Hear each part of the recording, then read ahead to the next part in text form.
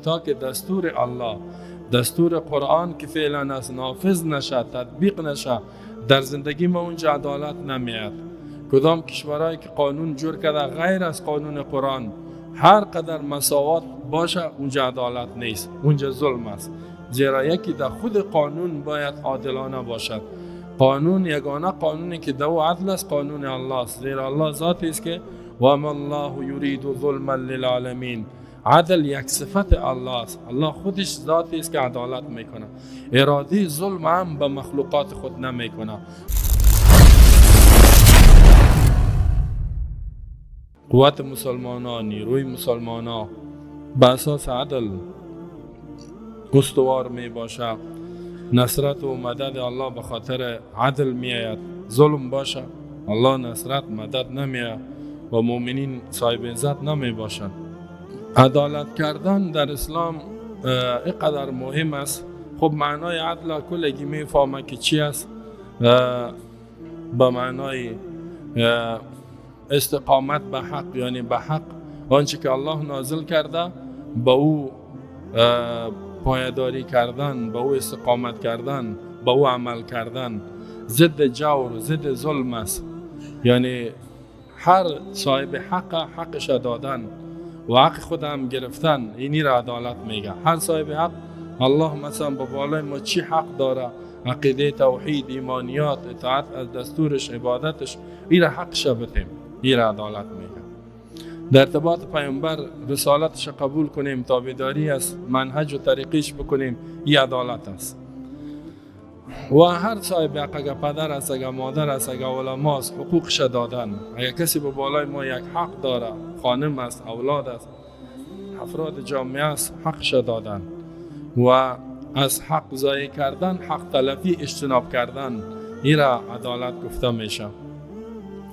نه ظلم نکردن، یعنی ای تو کار نکنیم که صاحب حقش نتیم، این را عدل گفته میشه. ضدش جور است و ظلم است. الله متعال در سورت حدید ببینین میگه تمام انبیا و کتاب‌های آسمانی به می خاطر آمده که مردم به عدل زندگی کنن، به انصاف زندگی کنن، به قسط زندگی کنن. قسمی که می فرماید لقد ارسلنا رسولنا بالبينات وانزلنا معهم الكتاب والميزان ليقوم الناس بالقسط. لقد ارسلنا، قسم است الله میگه ما فرستادیم، رسولنا، پیامبرای خود را، فرستادگان خود را، بالبینات، با دلایل واضح و روشن، معجزات، و انزلنا معهم الکتاب، به همراه از اینا کتاب آسمانی را نازل کردیم، والمیزان، احکامی که دو عدالت است او را نازل کردیم، لیقوم الناس بالقسط، تا که تمام انسانیت قائم شود، یعنی زندگیشان جریان پیدا کند به قسط، به عدل و انصاف. یعنی تمام انبیا 1,24,000 پیامبر به خاطر عدالت آمدگی است. و عدالت اینجا اشاره شد چطور میشه که کتاب آسمانی اونجا نافذ شود. کتاب آسمانی تا که دستور الله، دستور قرآن که فعلا از نافذ نشه، تطبیق نشه، در زندگی ما اونجا عدالت نمیاد. کدام کشورهایی که قانون جور کرده غیر از قانون قرآن، هر قدر مساوات باشه اونجا عدالت نیست، اونجا ظلم است. زیرا یکی در خود قانون باید عادلانه باشد. قانون یگانه قانونی که دو عدل است قانون الله است. زیرا الله ذاتی است که و ما الله یرید ظلما للعالمین. عدل یک صفت الله است. الله خودش ذاتی است که عدالت میکنه. اراده ظلم هم به مخلوقات خود نمیکنه. و ما انا بظلام للعبید، نیستم ظلم کننده به بالای بنده های خود. هر قانونی را که الله در زندگی ما وضع کرده دو عدالت است. ظلم از بین بردگی است. هیچ نوع ظلم وجود نداره. بنان تا که قانون در زندگی ما قانون قرآن نباشد و قانونی که پیامبر به ما هدایت دادگی است او نباشه، سنت، اونجا عدالت نیست.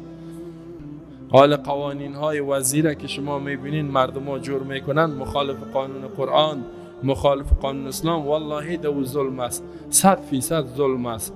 دنیا هم از ظلم موج میزنه به خاطر قانون الله نافذ نیست در دنیا و قانون قرآن اونجا وجود نداره.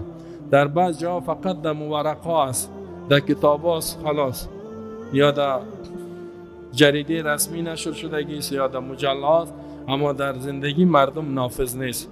به می خاطر ظلم موج میزند و ظالم ها را الله بسیار بد میبره. ظالمه انه لا یحب الظالمین، الله ظالم دوست نداره. عادلین الله میگه ان الله یحب المقسطین، الله عدالتکارا را دوست دارد.